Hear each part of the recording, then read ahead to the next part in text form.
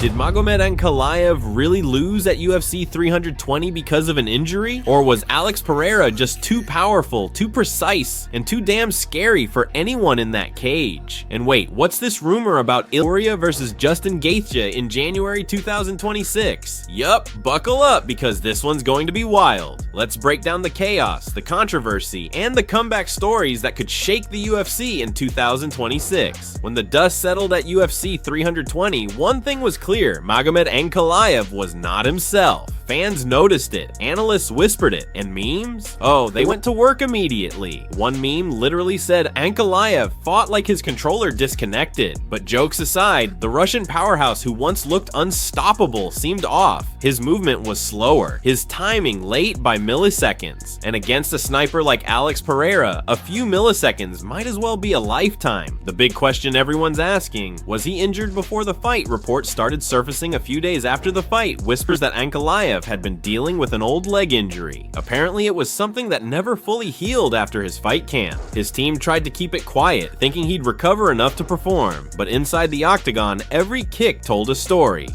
He wasn't planting his right foot properly. His usual explosive entries were gone. Remember how Ankalaev used to shoot in like a truck with rocket boosters? Yeah, this time it looked more like a cautious Uber driver avoiding potholes. Some fans said Pereira didn't beat Magomed Ankalaev, he beat Magomed Ankalaev's medical report. But here's the twist: Ankalaev's camp hasn't confirmed anything officially. No statements, no excuses, silence. And that silence only adds more mystery. But let's not forget, the man standing across from him wasn't just any opponent. It was Alex Pereira, the same guy who turned 2 weight classes into his personal highlight reel. This dude doesn't just win, he deletes people from consciousness. Every time Pereira fights, fans don't ask who's going to win, they ask who's going to wake up first. Against Ankalaev, Pereira once again looked calm, patient, and lethal. His left hook, a heat-seeking missile. His kicks, like getting hit by an iron bat wrapped in hate. If Ankalaev was injured, Pereira exploited it perfectly, chopping those legs, keeping distance, and forcing Ankalaev to play defensive.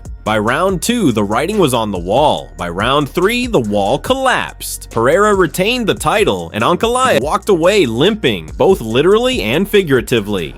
Now, here's where things get interesting. Since the fight, Ankalaev has been quiet, no media rants, no callouts, nothing. But insiders say he's focusing on rehab and planning a strong return in mid-2026. And honestly, that's scary. A healthy Ankalaev is still one of the most dangerous men at light heavyweight. This loss might just light a fire under him, and knowing his cold, stoic Russian demeanor, that fire's gonna burn quietly until it explodes inside the octagon again.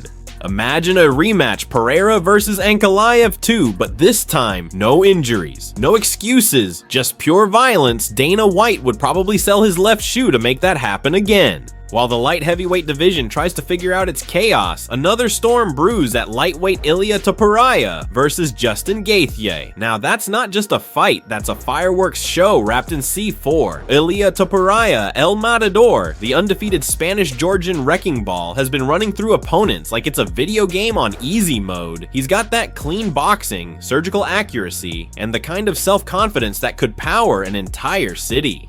On the other side, Justin Gaethje, the man who treats pain like a friend and chaos like an art form. If you've ever seen Gaethje fight, you know he doesn't step into the octagon to win, he steps in to break souls.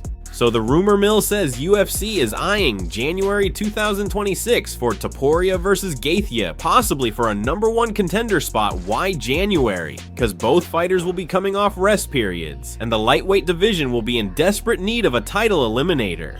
And stylistically, oh boy, Topuria's precision boxing versus Gaethje's wild leg kicks and brawling power. This isn't just a fight, it's a science experiment in controlled chaos. Who wins? That depends on who can handle the fire better. Topuria's got that calm killer vibe, Gaethje's got that I'll eat your punch to landmine energy. Either way, somebody's gonna sleep. Social media has gone nuts with predictions. One fan wrote, "If Topuria survives Gaethje's first round, Gaethje is in trouble." Another said, "Gaethje by flying chaos. Round 2 MMA fans never disappoint." But the truth, both fighters bring something unique. Topuria is methodical, he studies you, breaks you, and then finishes you, Gaethje. He's the chaos god of MMA. Unpredictable, relentless, and always smiling through pain. So no matter who wins, the fans definitely do. Between Ankalaev's mysterious loss and Topuria Gaethje's rumored war, the UFC in 2026 looks like it's entering a golden age of violence. Veterans trying to protect legacies, new blood trying to carve their names in stone, and fans sitting on the edge of their couches, popcorn in one hand, Twitter open in the other. This is why we love MMA. It's not just fighting.